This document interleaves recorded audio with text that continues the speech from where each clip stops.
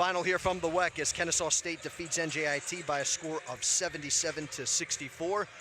And as always, we have head coach Mike Lane, Mike Ventola with you. And, you know, for this game here today, it was certainly a tough one to swallow because there were moments in this game, Mike, especially in the third quarter, rallying back like you saw your team was able to do, but then fourth quarter, Kennesaw State pulled things away. How do you digest on how everything that occurred here this afternoon? Yeah, a lot to digest, you know, almost quarter by quarter. It was one of those games. I thought the first quarter could have been better. You know, we dug a little bit of a hole there, nothing terrible, but I thought we had a real opportunity to come out and kind of grab the game. Unfortunately, a couple of those first couple looks didn't go down, and I think, you know, this team's always looking for confidence. They didn't see that early, and then even still we were battling. I think it was like 6-6, and then we just had a turnover monsoon, and you know, now, but it was only 13-8. Right. You know, so we were coming out of that like, hey, we kind of survived it, and then, you know, the second quarter we just were really off. We went to try to go to some zone because we just didn't feel like we were doing very well in our man, and they just killed us in the zone with rebounding, which we knew was going to be a problem, and so we had to get out of that. So we were kind of searching for answers in that second quarter, unfortunately. But I love how we regrouped.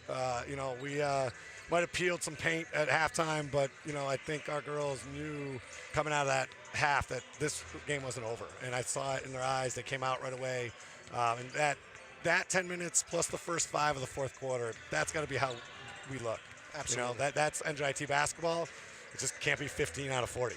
I did want to ask you about two players Kennesaw State brought to the table, and I know there are a couple more I could certainly talk about, but two really jump out. I know number 13, Carlotta Gianola, she had 27 points, and it seemed like obviously with what she was able to do, kind of going out doing her business, but one player that really as well, the 1-2 punch was Amani Johnson, number 0.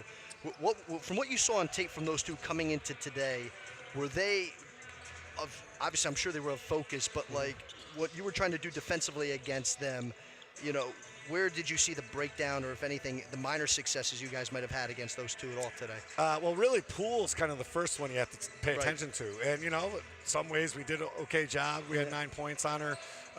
You know, and we knew, you know, I mean, Carlotta is hitting shots. I mean, I think she had a rough game against Stetson, but on film, we were like, this kid's making everything in the mid-range. She knows her game. You know, and that's just something I really appreciate. You know, she doesn't force threes. She doesn't force the shot. She's just really settled. I thought she had a really good game. You know, Danny was on the bench a lot more than we would have anticipated, so I think that was a matchup that we liked. We didn't get it as much as we wanted. I actually also thought we did a pretty good job on Johnson until that fourth quarter, where, you know, she got loose in transition and she started to hit that mid-range. But for the most part, we kept her at bay, and, you know, we knew that 13 was killing us down there, and we were trying to change some things, but unfortunately we just never maybe got the personnel we wanted to guard. You know, Miti was down there, Sam was down there, and they have the advantage on that, and they took advantage. And I know Danielle had a tough day just because it seemed like she got into foul trouble early and trying to battle with that, but Milena, she had her struggles early, but really came on strong. I know she had the injury at the end, but I did also want to tie that into Kenna and Ellyn as well, too. Seemed like Kenna, there were moments where she was kind of doing a lot of things Amani Johnson was doing, driving towards the hoop, and obviously Ellyn with her three-point shooting. You know, when you talk about those 4 players and how they helped decide today's game, you know, are those 4, I know we talk about how they're like the bread and butter in a lot of ways, but, you know, what'd you expect them, or what was your take on what all 4 were able to do here this afternoon? Yeah, well, you know, as you know, we haven't had a lot of games where we're getting 4 or 5 kids a little bit on the same page or getting in the scoring column. You know, so unfortunately today, you know, we got a lot of production out of MB. Ellyn was on her game tonight. Maddie was hunting. Kenna was hunting. You know, Danny just had a frustrating game. It's hard to get a rhythm in that. I thought she was forcing some things on the offensive end, which I get. You know, she's our captain. She's our leader. She wants to show that, you know, she's going to bring her team back. But you know, unfortunately, it just didn't go her way. But again, we still got some production from her. You know, just we were down to 8 today. We didn't have the horses. You know, and we saw that in the fourth quarter where they just started running by us. So, you know, it's a 2-point game, maybe with 5 and change left, and then they got a couple transition buckets, and it just, you know, we gave up the 3 in the corner, and it was over. But I thought offensively, there were some really beautiful things here tonight. You know, I thought we were just sharing the ball, moving the ball, and taking shots without thinking about them. And sometimes that's hard on freshmen. You know, Kenna's still getting through this. Maddie's still getting through this. Miti's still getting through this.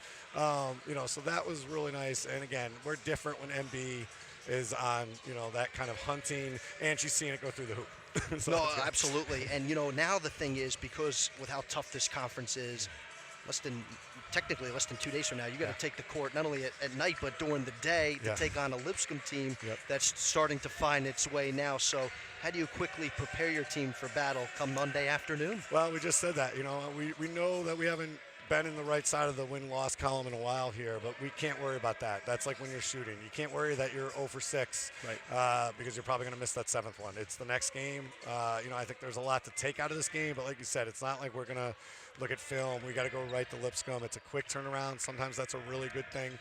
You don't dwell on it. You don't get down about it. But I think there's a lot of positives to take out of this game. We were down a lot. It didn't look good. We regrouped. We came out with fire. We played together.